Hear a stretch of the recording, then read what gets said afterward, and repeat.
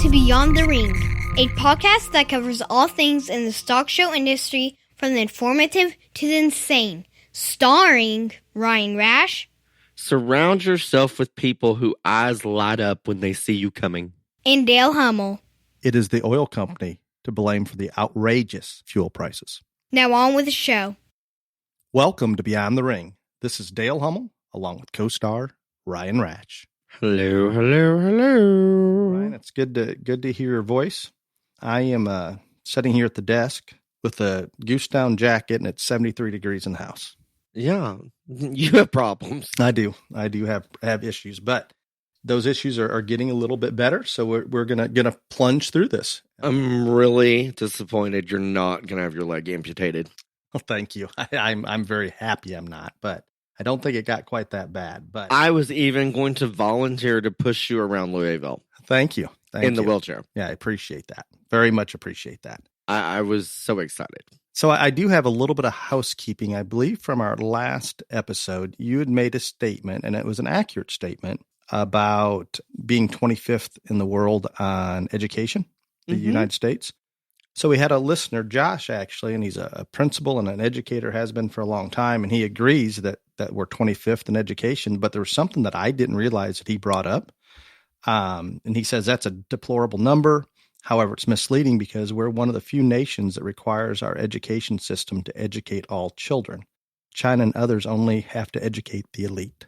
Does that make sense? So it's kind of a skewed. Well, I mean, I think that's a valid point, but still. So if we just took even our top 50%, that's going to drastically. That's not the American way. I understand, but I think that definitely we're not on necessarily an even playing field. I think we should beat their ass even doing it this way, but. So what you're saying is that they should recalculate the scores based on basically the private school educated of America? Yeah, I guess you could, or just the top so many.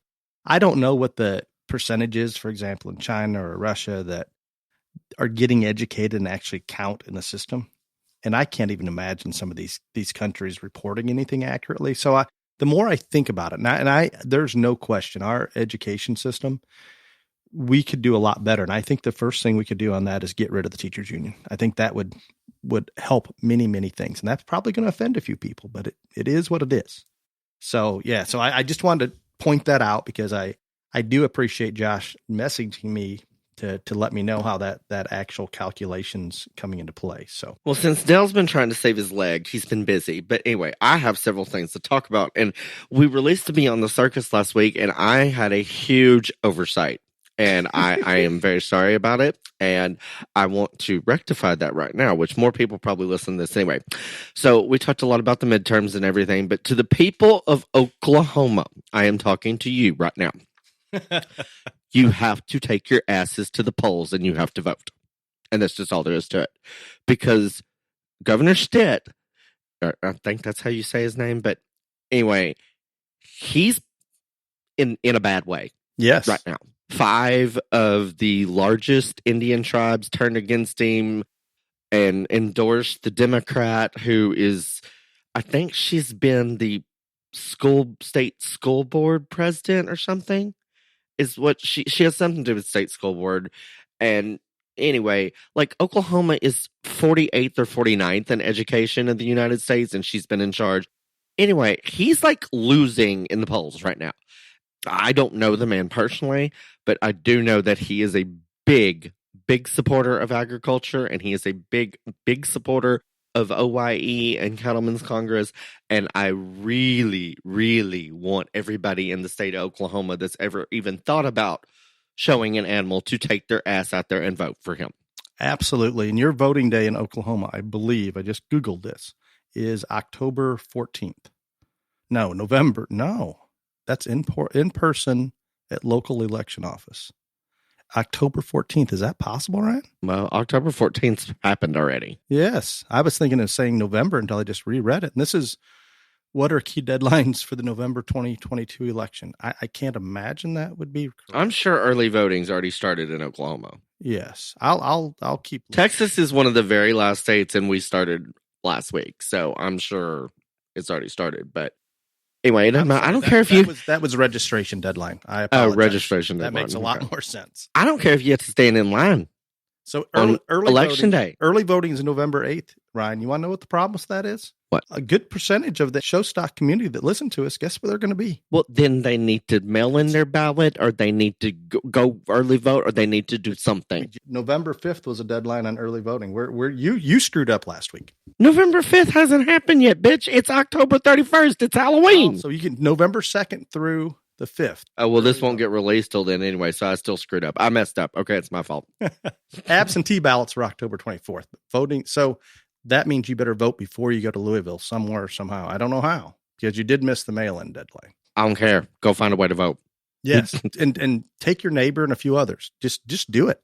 You guys, I'm sure that Ryan, I hope Ryan opened your mind that he's such a big supporter of our community that if he's not there, it's going to have an impact of some sort, period. I mean, like I said, I did not meet the man. I bumped into the man when I judged his county fair show, but I didn't know who he was at the time. But anyway, he really is a very big agricultural supporter.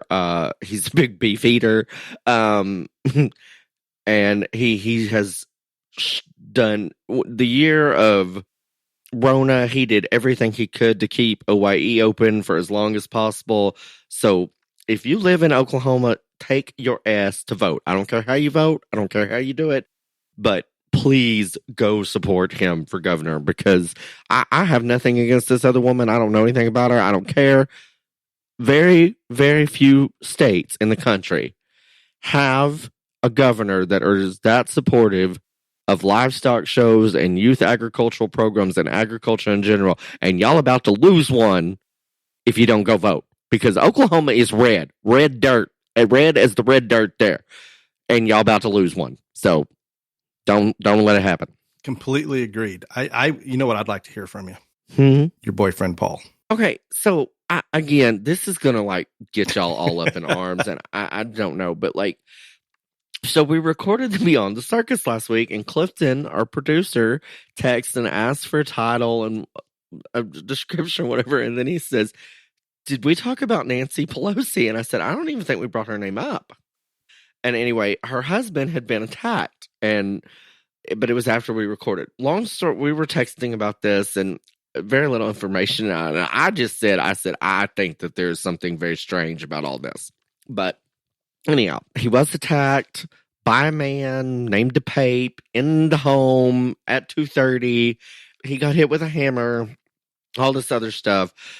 There's been very little information come out about everything, and there is fake news in the world, and there are conspiracy theorists, and there is all kinds of other stuff. The one thing that I think is real funny about it all is that every time they say this man's name, DePape, the next thing that follows it is he has also been linked to a radical nudist activist. I don't know what a radical nudist activist is, but I find that I chuckle. I assume protesting in the nude. I chuckle every time I hear it. I'm just sorry. But long story short, I have said from the beginning, I thought something was up with this. And now and I have not seen this on any credible mainstream media news at all. I want to preface that. That's an oxymoron. I have not. I'm just saying. I have not. But there are stories circulating that this DePape person is a male prostitute and has been arrested for male prostitution and all this other stuff. So I don't know. I'm not saying that that's what was going on there. I'm just saying it's a very weird situation. And if I was Nancy Pelosi, I would be getting the facts out in a hurry. That's me. Unless she's confident they won't come out. And if he has been arrested for male prostitution, I guarantee you those files are gone. They do not exist right now. Gone. She has that kind of control, no question. Oh, especially at that place. And again, I'm not trying to legitimize this story. I find a little bit of, I think it's humorous, maybe I shouldn't, but I do. And I have to say, and I do want to say, Dale will not say this because he also thinks that you should be able to shoot random people in the kneecap. No, that's what you said. But anyway, you have said that many times. But that was just looters. Yes, looters. You should be able to shoot looters. Absolutely. In the kneecap. There would be no looting. Anyway, I do not think if this was really a political attack and he was there to find Nancy and whatever, I don't care if it is Rand Paul or Paul Pelosi or any of these, or the guy that got shot at the baseball game from Louisiana. I do not think violence should be involved at all in any of this. I just want to state that. And obviously, Mr. Pelosi isn't even a politician. So, okay, I have to insert. Mm-hmm. So I do not wish violence upon anyone, especially over political matters. But sometimes, Ryan, karma really bites hard. There you go. And think about the millions of dollars he has stolen from others through insider trading, hundreds of millions over the years. He has a better record than the best investors out there. And every single big trade he makes is just days before they decide on that in Congress. And I mean, it's very clear, yet they continue to deny it. I have no idea how they can get away with it, but it's ridiculous. Well, if everybody will go out and vote Republican, even the Democrats, then because she'll be gone. And again, I think there's probably Nancy, bye-bye. Republicans that have been guilty of this as well. I think it's probably on both sides, but I don't think it's to the extent of Paul Pelosi on anywhere, any level. And again, I don't think he should have been hit in the head with a hammer. I can think of some other things, maybe a little less physical or violent, but yeah, I don't have a true interest in this other than it's really upsetting me how the district attorney came out about an hour ago and did an interview and how they're spinning this situation. And they are pushing this down the political path right now as hard as they can. And that's crazy. Absolutely crazy. Do you remember, Ryan, where would you say the San Francisco district attorney would be in terms of granting bail? And is she tough on crime or easy on crime? No, she is not tough on crime. No. She doesn't like people. She doesn't try cases. She doesn't believe in jail time, any of that stuff. No. But she's in Nancy Pelosi's pocket. So she whatever Nancy wants is going to happen. Her quote is, violence has no place in San Francisco. No bail will be granted. Has anybody been to San Francisco lately? Because I have. I have not. I'm not going. Yeah, I would not suggest it. Yeah, so it's being spun like crazy. That also bothers me. So where were all these people when the Supreme Court justice life were being threatened and protesters out in front of their house that was deemed illegal? Where was all the outcry then? Yeah, I think it's bullshit. Complete bullshit. Speaking of Supreme Court justices, so there was a little blow up today. Ketanji Brown Jackson, and I may have got that wrong, but anyway, I don't know what her name is exactly, and I'm not meaning to get it wrong, but anyway. So there is an affirmative action case right now, two of them, one from University of North Carolina and one from Harvard, or against University of North Carolina, against Harvard. And they are saying that basically that when it comes to affirmative action, Asians and whites are getting discriminated against. Well, Miss Brown Jackson, which I hope I'm saying that name right now, it's going to bother me, but I don't have time to look it up. She recused herself from this case because she's like a Harvard grad, and I think she was on their board of regents or something. I don't know, but she recused herself. But when the counsel was giving his, spill on all this, like she got into like a little tiff word fight with him over it, even though she recused himself. So I don't know what that's all about. I had not heard that, but it'd be interesting to see where that falls. But I am unaware of that even happening. And I mean, and they ain't been in session, like a hot minute, and she's already yelling at people in the court. I don't think this is a good idea. You don't think it's going to work? I don't think this is a good idea, but you know what? What do I know? I'm just saying. And then talking about midterms and stuff. So the hottest or the latest information is, of course, one of the big four Senate races is Pennsylvania, and that's Fetterman against Oz. Well, today, one of the largest newspapers in all of the land of Pennsylvania, the Pittsburgh Post-Gazette, let me get that right, endorsed Oz because, y'all know Pittsburgh, it's really liberal and really Democrat, because Fetterman refuses to release any of his medical records. If they weren't a concern, he would have released them. If they weren't a serious concern, he would have released. Right. And so I found that very interesting. I agree completely. And have you noticed that sleepy ass, non-coherent Joe is back in the basement coming into midterms? Well, he went to Delaware for the weekend. He was tired. He was tired. And his quote, what was? He had been campaigning a lot. Like he went to 2 stops. In his sleepy Joe way, he's now saying the oil company are making outrageous profits. Just, again, trying to pin it on everybody but him. Everybody. I hope the American public's smarter than that. He's doing what now? He's claiming that it's all on the oil companies now because they're currently making outrageous profits. So it's their fault that the gas prices are as high as they are. Uh-huh. When did this happen? I saw it. I saw it on the news today. At least the quote. I had him stating it. He's just going to throw blame any and everywhere he can. I don't even know that he realizes he's wrong. I don't think he's coherent enough to know that he doesn't know. So I originally thought he was lying, but I don't think so. I think he's this lost, literally. Lord. So I have to say one more thing, and then I'm done with current events. So I get a little cranky when I order something, and once I receive the product, it reads assembled in Nevada, South Carolina, any state. What do you think that means when it says assembled in? I meant that the parts came from somewhere else and it got assembled wherever it said it was? It did, and the assembling might be screwing on a top or something to a water bottle or whatever. So where do you think it was made? China! It's code for made in China. So you get any of this bull crap assembled in, just avoid the hell out of it. Avoid it. It's unacceptable. China has been on a path to be a world power for decades, and they're very open about it. And Ryan, who has allowed this to become a reality? The U.S. We did, and we still are. Yet we continue to go down the same path. It's unbelievable to me. I can't even begin. Okay, I'm going to stop. I could go for a little while. I'm not going to. That's all you have to say? I wish violence upon the Chinese government. How's that?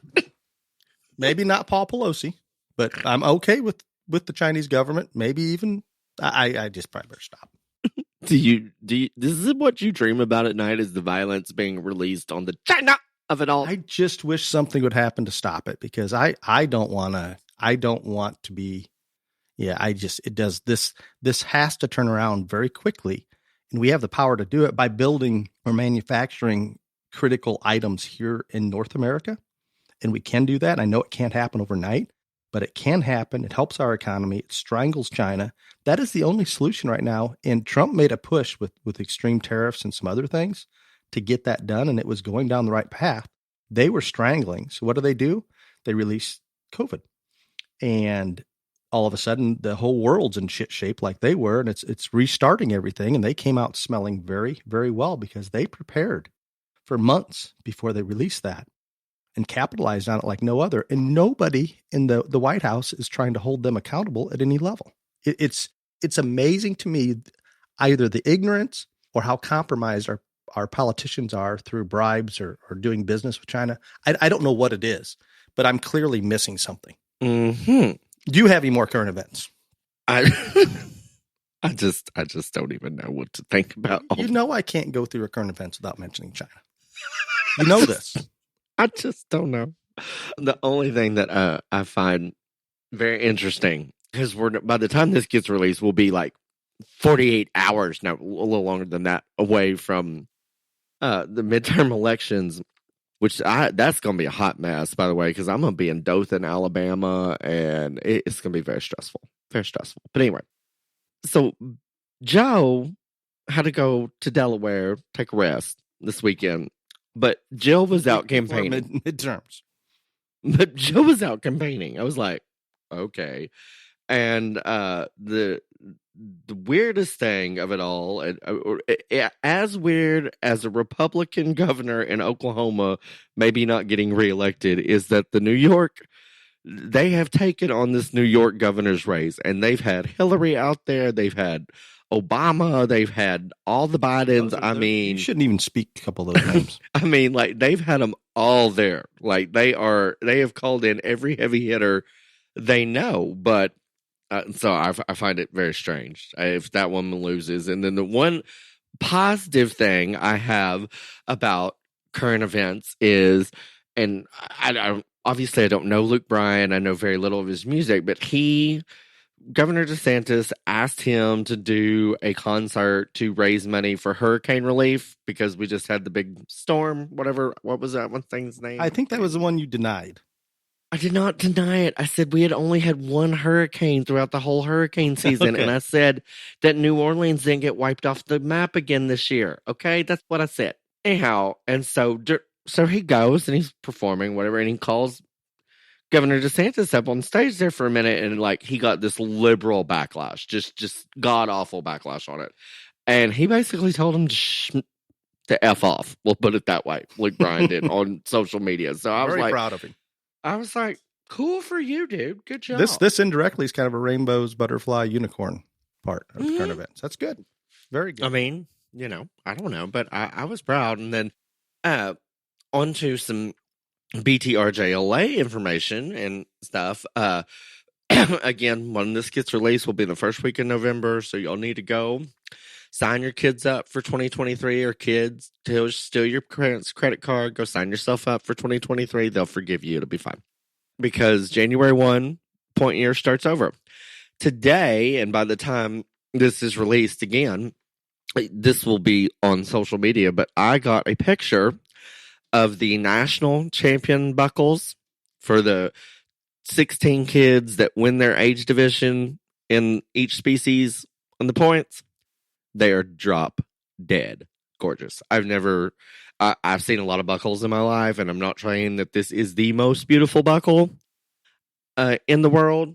I think it's a very, very unique buckle, and I think it's gorgeous, and I haven't seen anything like it. Of course, I designed it, so that's probably why. But did you maybe order one for you and I? No, I did not. But we're going to get some pictures and put them out on social media, but they are really, really, really cool. And I want to thank Blake Howe, Second to None Buckles, for doing those for us. I am going to read off the Junior Cattle Top 10, because whoever wins the Junior Cattle Top 10 will get one of these buckles. And right now, it's a tie. And the tie is between Faith Campa of Golden Valley, Arizona, with 455 points, and Dallas Ritchie of LaPorte, Indiana, with 455 points. And third, we have Kinley Stow of Marana, Arizona, in fourth. Kiera Ingram of Fowler, Kansas, in fifth. Lane Hagan, Yoakum, Texas. Sixth, Brayley Krasinger, I hope I got that right, Hugoton, Kansas. In seventh, Logan Landroche, Marana, Arizona. Everybody's from Arizona. Eighth, Breck. Oh, I'm going to mess this one up too. Colantonio of Moscow, Kansas. Todd Danley of Seminole, Texas. And Grady Vance of Scott City, Kansas. And that is the BTR JLA Top 10 for this week.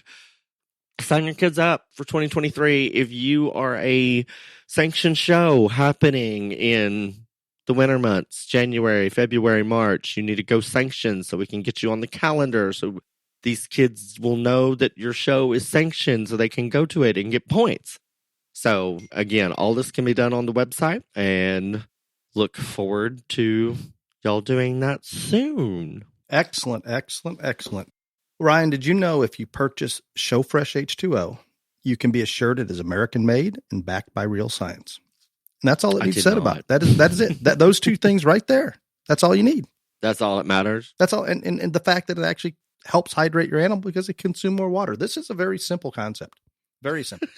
You can call it science. You don't even have to call it science. They drink more water. They're more hydrated. How much water is in muscle? I believe 80% of the muscle's water, something like that. Well, if there's not water there, your muscle goes away. Very simple. Mm-hmm. And for the reference, we are recording on a Monday evening, so when a lot of the stuff about Paul and his assailant, boyfriend, whatever it turns out to be, comes out, you won't think we're totally crazy by missing all of that, because I'm sure there's going to be a lot coming up between now and Friday. I said it could be completely fake news.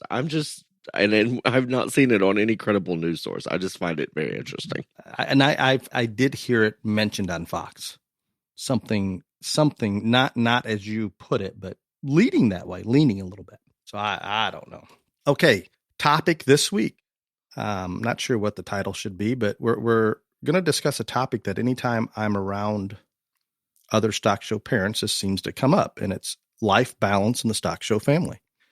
Imagine life is a game, which you're juggling several balls in the air, trying to balance work, family, health, friends, spirit, stock showing, sports, whatever it may be.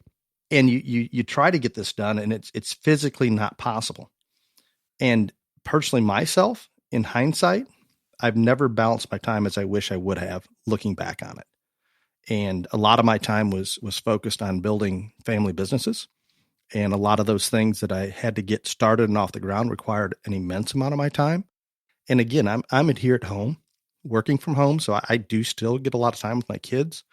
But if I could change something, whether it's time going to stock shows or just time of any sort with them, I wish I would have set down the work side of it and just went and spent time with them. And again, I don't think I neglected them by any means, but in my opinion, 2 of them are out of the house now, and I still have 2 kids in-house.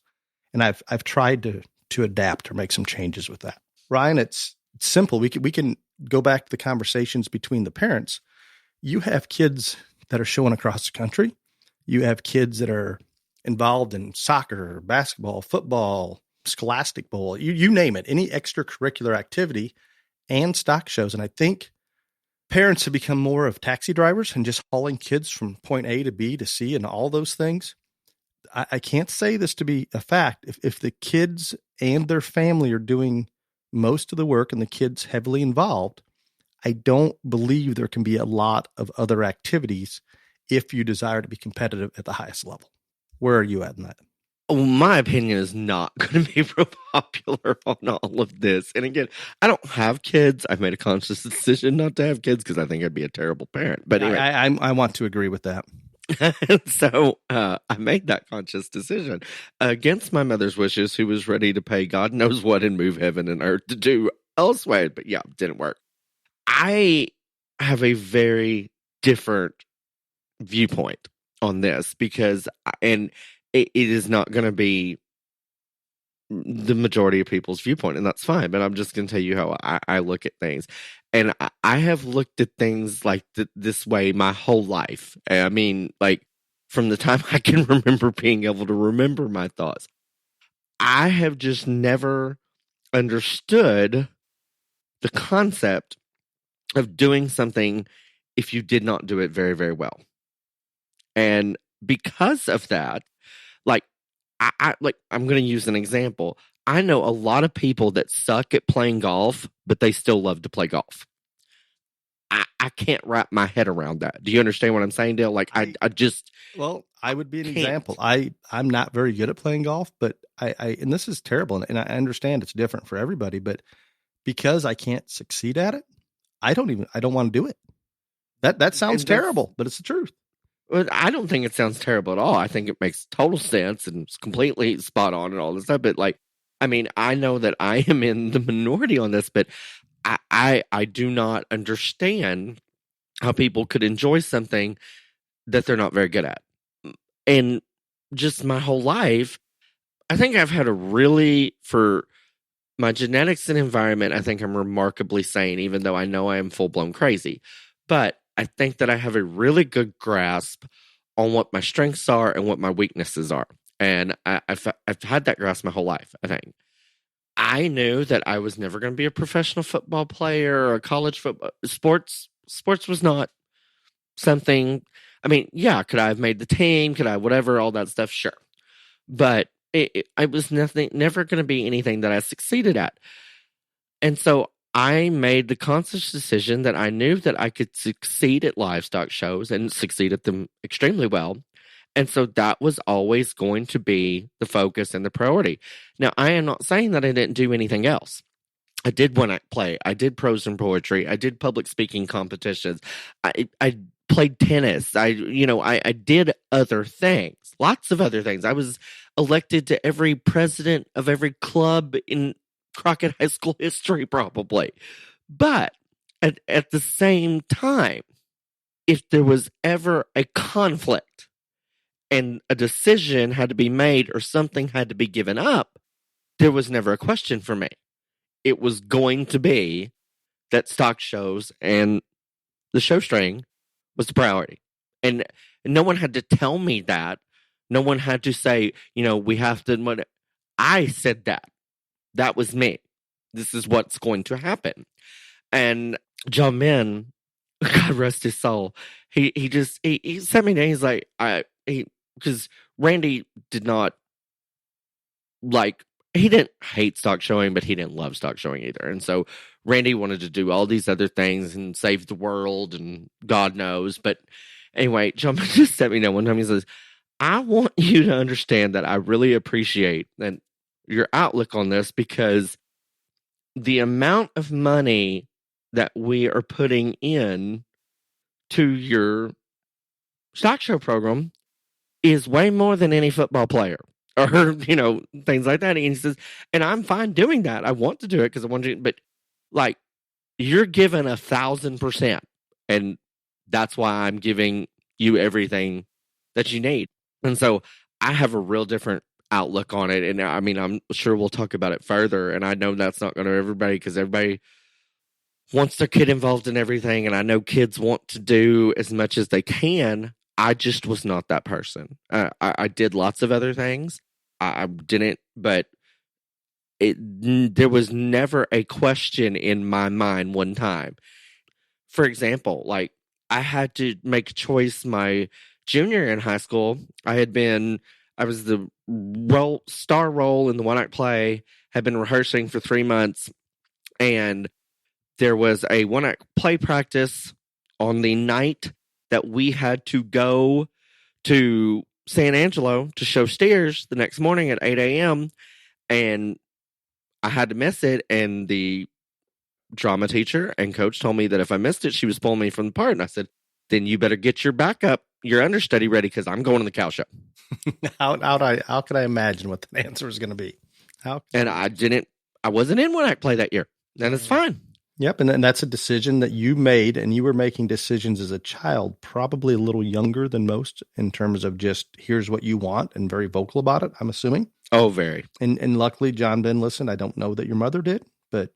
No, because Cherie wanted me to do the one act play. Got it. She assumed you could probably pull off both somehow. Maybe it's just being very positive on you. But I can really very much relate as to what you're just talking about in terms of putting everything into one direction and finding success in that. I am very much that way because of our startup businesses that we've created here for our family. My attention always seems to go to whichever business that needs to succeed or needs help to make sure it stays at the highest level possible. And I will work on that day and night. Mine tends to bounce, but I stay within that field where I feel comfortable I can find success. Like, I'm not going to spend Sunday golfing, or I'm not going to, and that might be enjoyable. Maybe I can't justify the time, if that makes sense. And if I went, I would want my children or my family with me, because that time is more important at this point to me than anything else by far. And I think I'm doing a little bit better on getting those things. So I think some of our parents, and this, I hope this resonates. Some of the parents that I witness at stock shows seem to have more of a desire to go get that banner than some of their kids, for whatever reason. And the parents that have that desire to do so, I hope it's for the right reasons, that you want your child to have success, not that you want that banner to prove to your neighbor that you could do it, or talk about it at the coffee shop. I don't know. My issue is sometimes I don't think we're giving our children choices. And again, they're not fully functioning adults, not making always rational decisions. So I think you need to try to guide them and give them options. I didn't have much guidance. No, I just told people what I was doing. I get it. But most kids aren't going to speak up quite that loud. I realize that. Do you think there's kids out there in this situation? Oh, I know of kids that are in situations that and I think it goes both ways. I think there are kids in situations that they would probably much rather focus more time and energy in the barn, but their dad was the football coach or the football star, and they want little Johnny, to be that. And I think there is a lot of examples of the other way, where it's the opposite. Maybe, Sonia is a great cellist or a pianist or, all these other things, but her mommy, Susie, won state fair grand champion, Barra 4 years or whatever. And so and she doesn't have as much interest in, showing as she does these other things. So I think it goes both ways. Yep. I'm going to give you a great deal of credit, which I don't do often, but I'm going to give you a great deal of credit in a situation. Chase is one of the most interesting, intelligent, super cool kids that I have ever met. And for me to say that about a child that has absolutely zero interest in showing any type of animal in the world, you have to know that that young man has impressed me in so many ways, because I really can't almost identify with that. And you and Holly have been very good at, even though there is every reason in the world why Chase should show. I mean, every reason. Not just as a family, but also I know people that have said to me, I just don't understand why his kid doesn't show. And y'all have let him do exactly what he wanted to do, chase what dreams he wanted to chase, be interested in the things that he wanted to, and not push that on him. And I think there's a lesson to be learned here, because Chase is flourishing under some not so easy circumstances in a lot of ways. And I think it is because of the way that y'all have handled that situation. And again, I don't like to give you credit very often, so I'm going to say this was Holly's idea, but I do really appreciate how you've handled that situation. And I think I don't know about Holly, because I don't talk to her about as much. I think it has been very good for you as well. I would agree. And I appreciate that, because it was a struggle. We even tried to let him show pigs a year, and he gets close to show. He feeds our recips every day. He doesn't mind the production side. He kind of even likes it. He took care of these pigs, walked them, did whatever. And I don't know that he enjoyed it, but he didn't dislike it. It comes time to show him. And he says, Mom, Dad, why don't you just let the girls show him? He has no desire to go in the ring. Zero. And it was very clear that he wants to do other things, and it would have been a lot easier. And I look back, and you pointed this out about Susie winning the barrel show 4 years at State Fair as a mom, wanting her child to do that. And she's great to replicate that success. Yeah. So I think part of it is that maybe as parents, where we are comfortable and knowledgeable, it's so much easier for us to help our children succeed and follow a path to success in those areas. Because I get off into other things, like Chase is in Scholastic Bowl. How much help do you think I am in Scholastic Bowl? Yeah. Zero. No, I understand. Zero. So it's also a comfort zone. And I am like you, Ryan. I'm sure people don't realize this, but I'm probably very limited in the things that I can do, because if I can't do it at the highest level, I tend to avoid it. No, and I'm the same way. And again, like I will tell you, I think you stated that Chase didn't dislike showing, but he also didn't love it. That was the case with Randy. He didn't dislike it, but he didn't love it. But it was very, very. It caused a lot of pain, strife, emotional crisis in our house, because where I would literally have slit mine or his wrist probably to win, and he didn't, but yet he was older, so he was basically getting more of the better animal, and never were going to, I mean, like, I was ready to kill people. And if they would have taken your approach and just been like, okay, you don't have to do this, I think my brothers and our relationship would have been completely different, because I resented the hell out of Randy. I can see that, and that's logical. And I mean, we never had a great relationship, and it is all because of that. I mean, I literally resented the hell out of him. And I think it would change the whole dynamic of our family as well. And, talking about being limited, I could have gone to Baylor, or not Baylor, excuse me, SMU. I'm watching the Baylor game the other night, but I could have gone to SMU. Your girlfriend would say it's on your mind. And been in their arts department and studied acting. and had a full ride and all this other stuff to do this. And I think I could have been wildly successful at it. And my mother absolutely would not hear of any of it. She will tell you now because it was the fact that if I would have gone to SMU, I would have been gay sooner, in her opinion. But that was the real reason. Yeah, and I think a lot of it was that, just like you said, she had no way to help me be successful at that. She did have connections in the livestock world, and she did have connections at A&M, and so she could use all the resources to her if I took the path to go to A&M and do the judging team thing. Do you see what I'm saying there?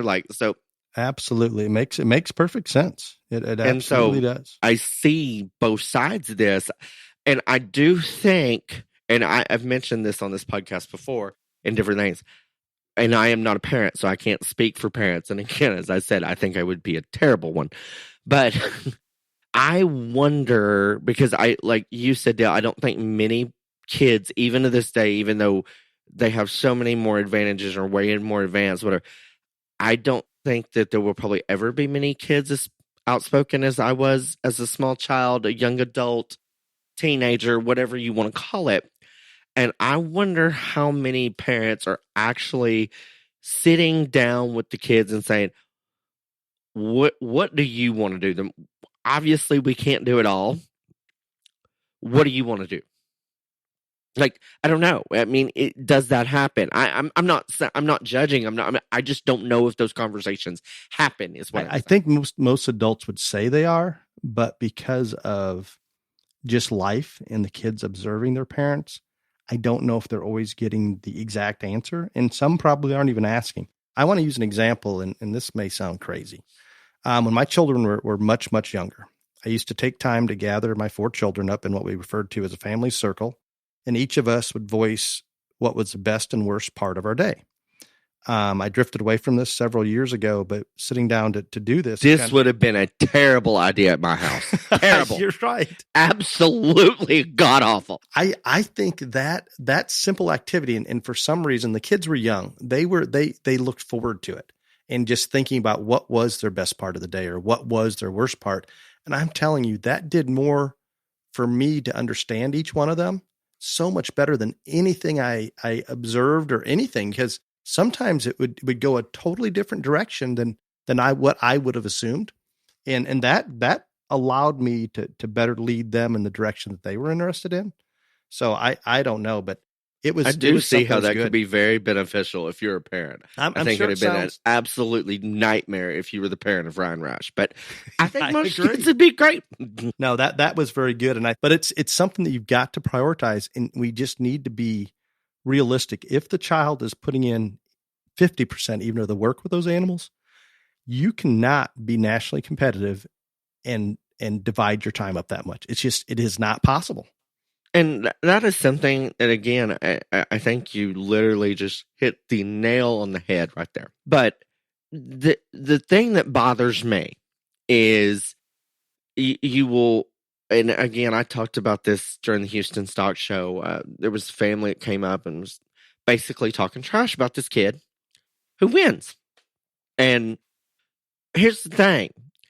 Those kids that win on a national level at almost every single show, or more times than most, they're also not the star quarterback. They're also not the debate.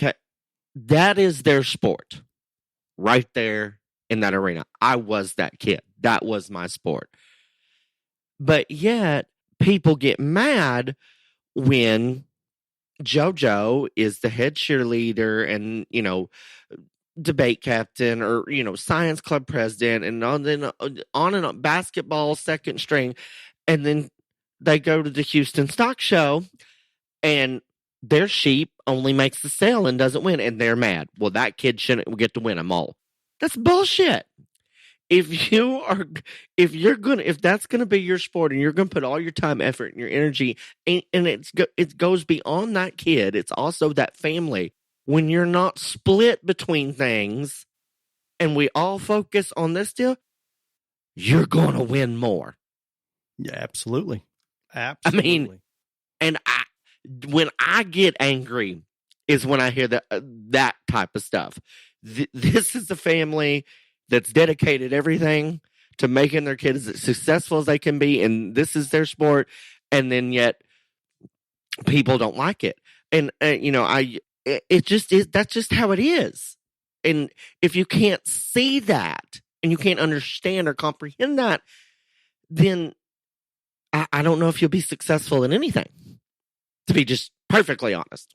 I just think that a kid gets a great deal of benefit from being in the junior livestock industry, no matter whether it is their sole focus or a secondary focus, etc. I think that you can learn things here that you can't anywhere else. And so I want everybody to be involved that can be in whatever way possible. But I also think, and we had a whole podcast about this, about expectations and stuff like that. You've got to be realistic in terms of things. And again, I'm going to use my hairstylist as an example. She has a son that is 13, 14, I can't remember, but he has played elite baseball for several years now, where you try out for the team and you give them a shit ton of money to make them even better after they make the team, and you travel to these deals and all this stuff, and it's a big thing and it's expensive and all this, but he wants to be a college baseball player. He's got enough talent that it's possible, so they're doing everything they can to try to help him in that dream, in that goal, and all those things. She really would like for him to show something at the county fair level. And I have just told her, I said, girl, you know that I would be willing to do anything in the world to help you. But when that whole, I don't even know what they call it, pro ball or whatever it is, but this is same concept as competitive cheerleading, all this other stuff. When they're in the thick of that is the time you would be in the thick of for their county fair. I was like, it's just not going to work, sister. It's just, so I think the thing is that if you're not going to make it your focus, and I think that is perfectly fine. I really do. You don't have to be me and be obsessed and possessed. If you're not, then reap the benefits from being involved in junior livestock shows in different ways, but also make sure you have that talk with yourself as a parent, say it out loud, and with your kid on the expectations and realities of what will probably happen, because I think that's the biggest disconnect. Is absolutely the realistic expectations. Right. I think that's the biggest disconnect, because if we're trying to be the college football player, we're probably not also going to be the kid that wins Kansas City, Louisville, Denver, Phoenix, all those things. There's exceptions to every rule. Don't get me wrong. And so I think you can get so many benefits from this program being involved in any way. But I think the biggest problem and the biggest disconnect and what gets people most upset is they think they can do it all. And in a lot of ways, it's really almost impossible to do it all. It is impossible to do it with the child doing the work and the family. If you were to hire many people, maybe, but that it still ain't it just isn't gonna work. It's impossible to excel at several things. I'm not saying, I can think of an example that there's a young man playing high school football that's won several majors and national shows that has managed, but he got most of that out of the way before he got to high school.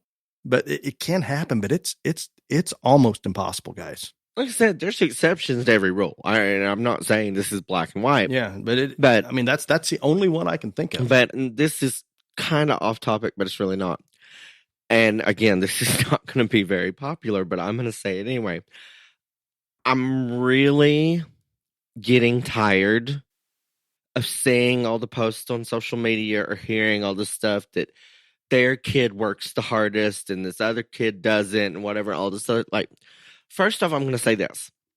No one knows what anybody else does in anybody else's barn, unless you share a barn with another exhibitor or you're at an ag farm, whatever. Nobody knows what goes on in anybody else's barn.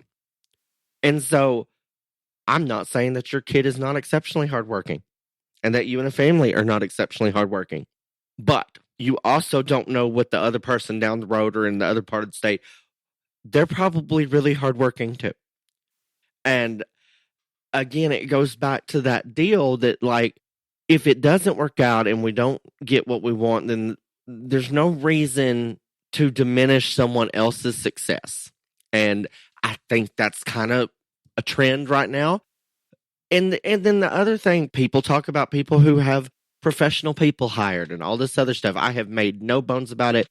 I had lots of professional people in my barn in my junior show career, but I also lived out there with them, basically. I went home at night to sleep, and that was it. And sometimes I went to school. Not a lot, but sometimes. But I don't think there's anything wrong with that. That's like on the pro football league or the, you have coaches that get your girl to the national cheerleading competition and all this other stuff. Same principle. There's nothing wrong with that. Do I think the kid needs to be involved? Yes. And I will say this, and I've said this before. I don't care how many fitters you have. I don't care how much money you spend on your animals. The level of competition that we are at right now, if that kid doesn't know that animal, isn't ate up with it, that kid's not going to have the success of the ones that will. And that's just my honest opinion. I've seen it happen. And so let's just, again, be very, very mindful of everything, not try to tear other people down for whatever they try to do to be involved in this. Make the best of it. What you and your family can do, reap the rewards from junior livestock shows and the things that it's going to help, because again, we're raising the kids. The animals are just a vessel. And in the end of this, and I say this in almost every show, and I believe this, at the end of this, what the point of having these kids involved in this program is so they can take what they've learned and apply it to what sets their heart on fire and they're passionate about in the adult world, so they will know what it is like to be a grand champion in the game of life. That is what this is about, because not everybody's going to be a grand champion in the stock show world. No, I agree completely. You can be eventually. And I think this is a real good topic, and I have one other thing, but I'm going to let Dale talk some more. But I do think that, we're talking about time management and all this stuff. There also needs to be some management of our expectations. Completely agree. And the families that I work with, that is one of the key components that we address. If they call me and say, well, which whether or doe do I need out of this online auction? I said, well, what is your targeted show and what are your expectations? And once they explain it to me, then I follow up. Are you willing to follow a protocol and put the time in and all those things? So I try to gather as much and guide them. Is it always going to happen as it was presented to me? Maybe not, but at least it allows me to, okay, if they're just trying to win their county fair, I take them off the top 5 or 6 lots and let's go down to one that can maybe do that at a much lower cost, and they don't need to invest a pile of money if they don't want to maybe go further than that, if that makes sense. But they come to me, they say they want to make a sale at a Texas major. You better take a decent one, and if you want to try to win a class or a division, you better go with the best one you possibly can. You just don't assume that one's good enough if there's a better one, because it ain't going to work out. I wish it did, but not very often. So I reflect back on all of that, and Ryan's speech that he gives all the time about preparing these kids to follow their passion as adults and know what it's like to succeed at a very high level. Absolutely agree with it. Combined with the fact that I am not there at practice with any of my kids, whether it's basketball or volleyball or scholastic bowl or whatever it is. But a lot of the time I am there in the barn when they're preparing their animals, and I am there when we're traveling across the country with them, experiencing different things, and at the shows with them, experiencing different things. Ryan, we did not show at Kansas City. We went out and helped clients, and a day or two before we even decided when we were going, Chase comes to me and says, well, when's Kansas City? And I tell him. He said, well, I'd like to go. And we're not showing anything. He said, I'd like to visit with some of the clients that he's made friendships with. It's his senior year, so I don't know if he's thinking he won't go again. He was excited to go there to get the chocolate-covered strawberries. I mean, he wanted to be at the American Royal, so we took him, and it's great. So there's a lot of things we can say and do about this industry, but that time with family, I just can't even. I can't tell you what it brings me in hindsight, and I wish I had more. No. And again, this was Dale's topic. It's a good one, but I don't want any, because again, I realize that I can sit here and say things, and that's why I preface the fact that I think I would be a terrible parent, and that's why I made the active, very, very choice honest about it. Not to be one, and so I've never been put in that situation, and so take whatever I say with a grain of salt. But I can tell you that, and I think my expertise on this is on the fact that, like, I quit brokering show cattle 3 years ago. I don't remember now, but I never did that to make money. I did that because I love the game. I'm competitive, but I wanted to help families be as successful as they could. And I quit because I did not know of another family that was actively wanting my help, that had the resources and the dedication and all that I thought, you know what, this can work. And so when Junior Herzog aged out, I hung it up. And I'm not saying that I'm not ever going to be back in it, but I was like, there is nothing right now that makes, because you have to give up, not even as a parent, as me, who was just going out there, finding them, checking on them, all that stuff. I don't think you understand. It's very hard to grasp the amount of time that I spent doing that. It's hard for me to grasp to this day, because again, the animals weren't at my house. I'm not the parent of the kid. I wasn't at that barn every day, but the amount of time on the road searching for them, going to shows to promote them, checking on them, all that stuff, it's a full-time job. And again, I wasn't getting paid, but and when Dale brought this topic of idea up to me, I was talking about, I said, I don't know if I'll be very good at this or very popular, because like and I will say this, and I believe this: if you want to show and you want to be competitive and you want to win at the highest level, then it has to be your priority. And again, I make fun of Dale and going to the volleyball games. I said, you let me know when Katie gets that college volleyball scholarship. But that is how I look at things. If you, and it doesn't matter if it's sports or whatever else, if you cannot do this at a level that you can play a sport collegiately or however it's measured after high school, then if you're going to show, that needs to be your focus for me. If I'm going to, and I told him, I said, Peyton wanted to play football, and that's fine. But when the football games got off, when he was JV and the football games were Thursday night, and then you moved up to varsity in the Friday night, we didn't play football no more, because we were going to be as good as we could be at showing livestock, and that meant you had to go to shows on Friday. And so, again, I have a very narrow range to look at this, especially because how I was as a child and the experience I've had since. I don't envy these choices on any of you parents. I think it is extremely difficult, and I know that you'll all want the absolute best for your kid.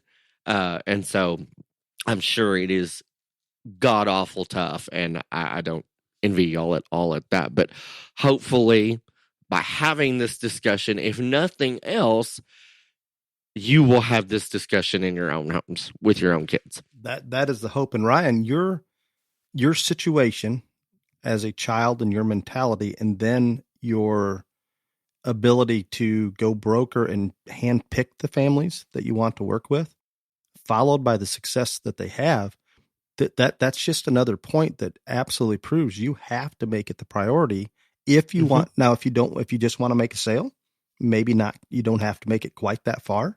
But if you want to win at the highest level, I am a firm believer it has to be your absolute priority, period. It's just not going to happen. And again, as I said, there's exceptions to every rule, but you can just look at those ones that are consistently up there, and you don't have to ask those families. You know what their priorities are.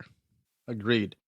Well, that was good. I hope it stimulates discussion. As Ryan said, that's the goal, and I hope it resonates. And I hope moms and dads out there, brokers, helpers, uncles, who's ever involved in those livestock projects, try to sit down and figure out realistic goals and where those kids where they want to place their priorities. Give them guidance, but at least get their input as best you can and help guide them at that point. So that was good. I enjoyed that one, Ryan, more than I thought. Almost a little emotional at times. I just about forgot. I don't know if you saw it on Beyond the Ring Messenger.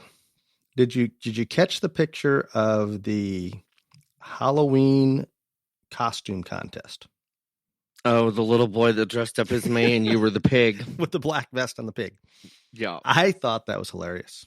I'm not a real big fan about being the pig, but it was good. And I thought that was the funniest part, actually. But anyway, no, and I guess he won. And there was like, people think that I get offended. I don't. I mean, I think it's cute that little kids want to dress up as me or whatever, but I don't get offended at all. But I don't ever share that stuff on social media, and the reason why is because I don't know who all dressed up as Ryan Rash, or and so if I shared one and then somebody gets left out, then I would feel bad, and I know that kid would feel, but well, why did he share that kid's picture and not mine? I mean, so yeah, that's why I don't.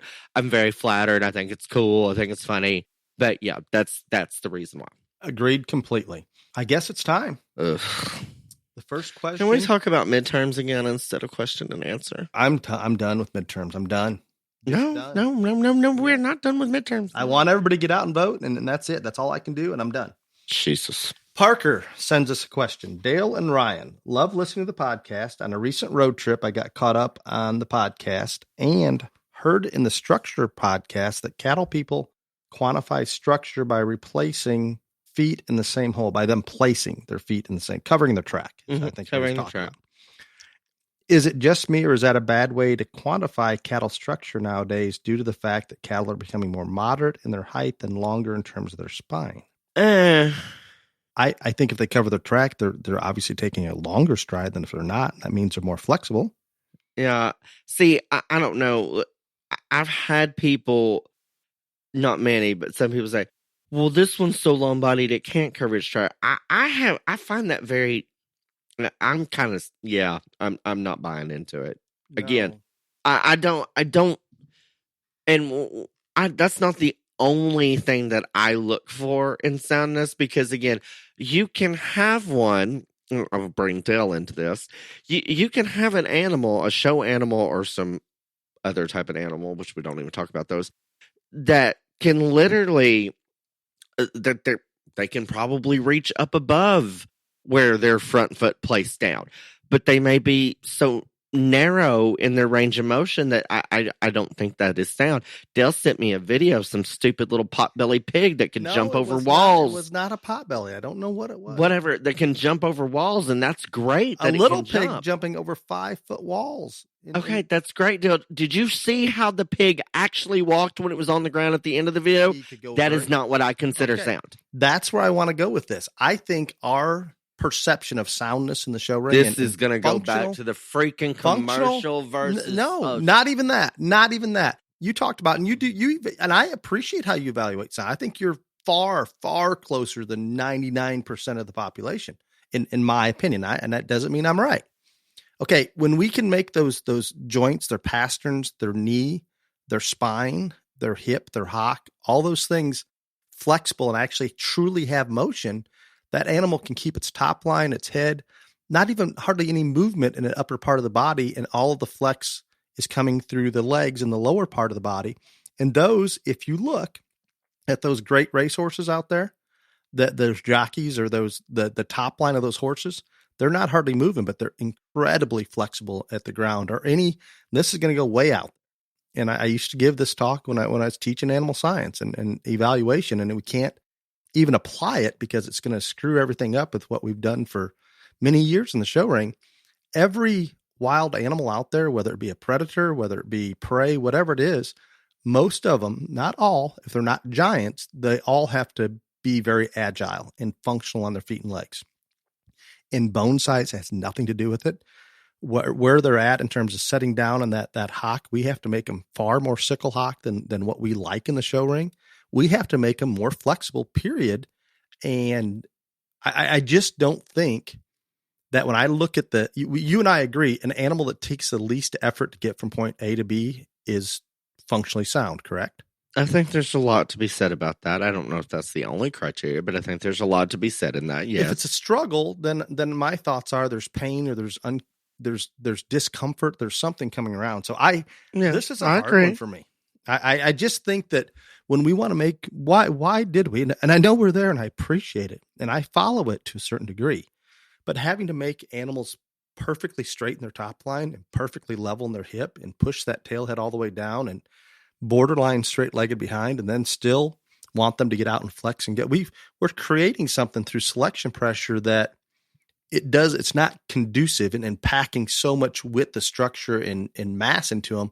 There's no way we can make them sound, and we don't need to make them as sound as a damn wild animal. That's not the goal, but sound enough that there's not discomfort to get through daily life. Or in this case, since show ring has kind of gone completely on its own, to be able to be out in that ring and move around the ring for however long it takes is where I guess I land on. And I can justify not having them perfect, which very few animals in my mind are perfect. Hell, some of our recips are probably the most damn functional moving goats. And they're Spanish goats. They've never been selected for the show ring.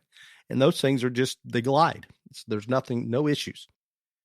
So yes, going back to the question, I don't know about, I'm with you, Ryan. I never thought about or heard, I guess I have once maybe, about they're so long they can't cover their stride. I don't know if they're that long, they should have a longer stride. See, I'm with you. Like I don't buy into that. I just don't. And anyway, but that's me. And stride length has to be correlated to flexibility. So I'm a fan of stride length. If we're having to move out of our upper hip just to get across the ring and we're swinging back and forth to do so, that's not right. And that's going to be a very short stride.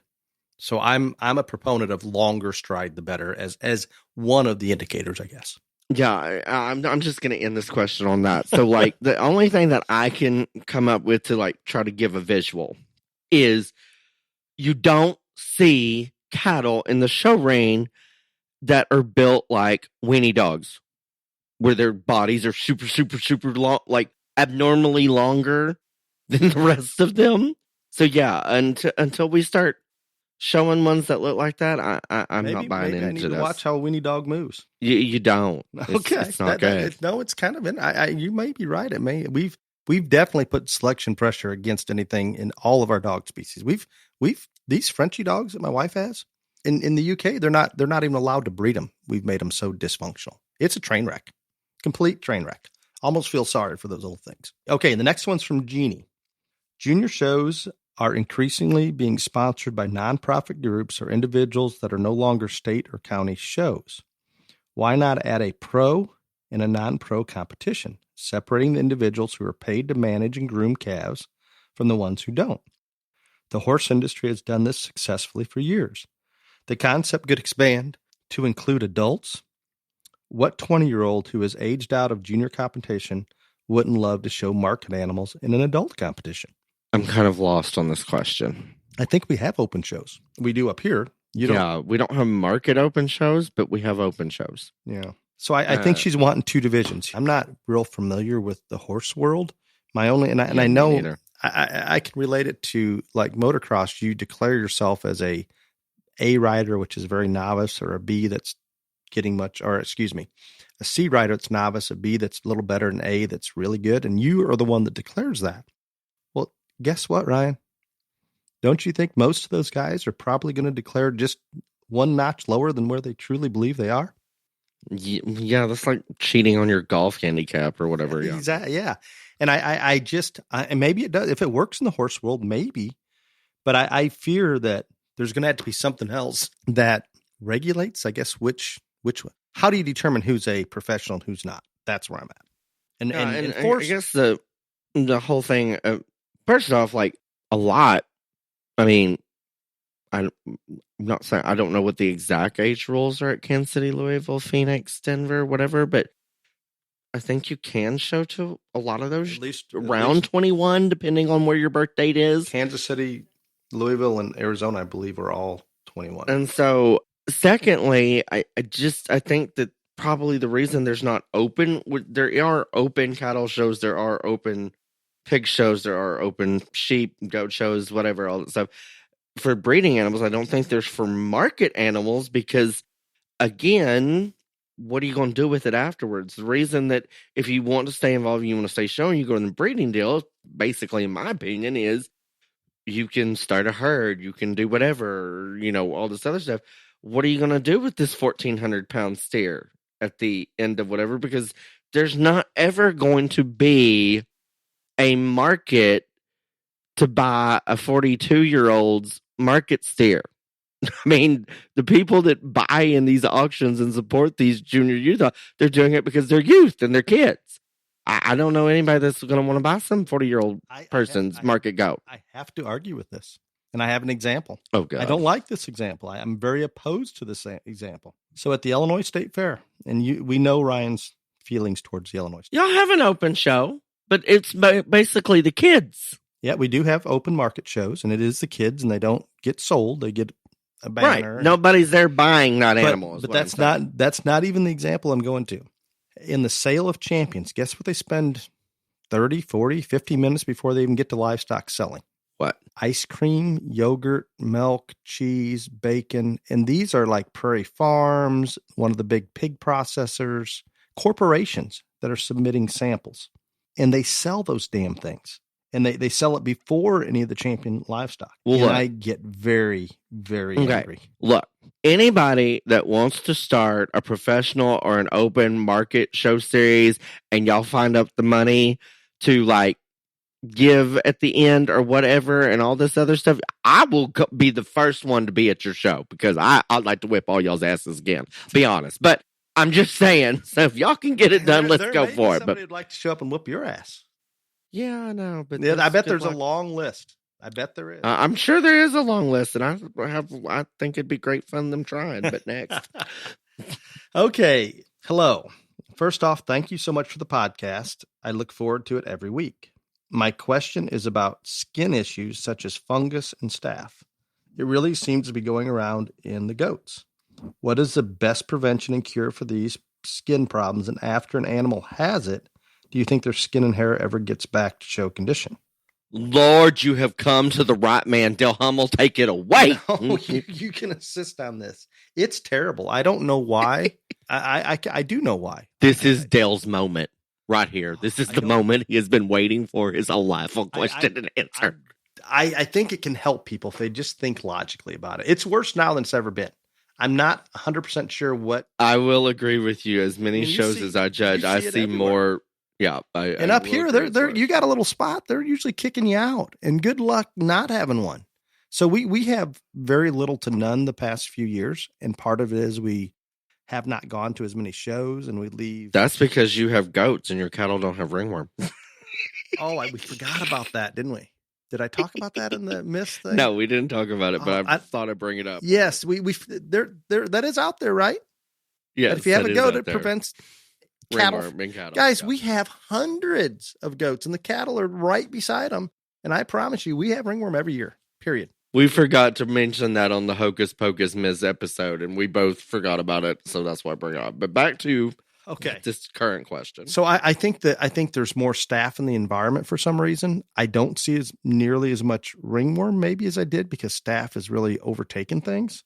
Fungus, I mean, all of those can be confused when somebody tells you they have one or the other. It's a fine line if you're not involved in it every day and what you're looking at. And it's taken us a long time to get it worked out. If it's truly staph, I'm going to start with the treatment first. We go to an old school antibiotic, swine antibiotic primarily, called Naxel. It has 0 withdrawal.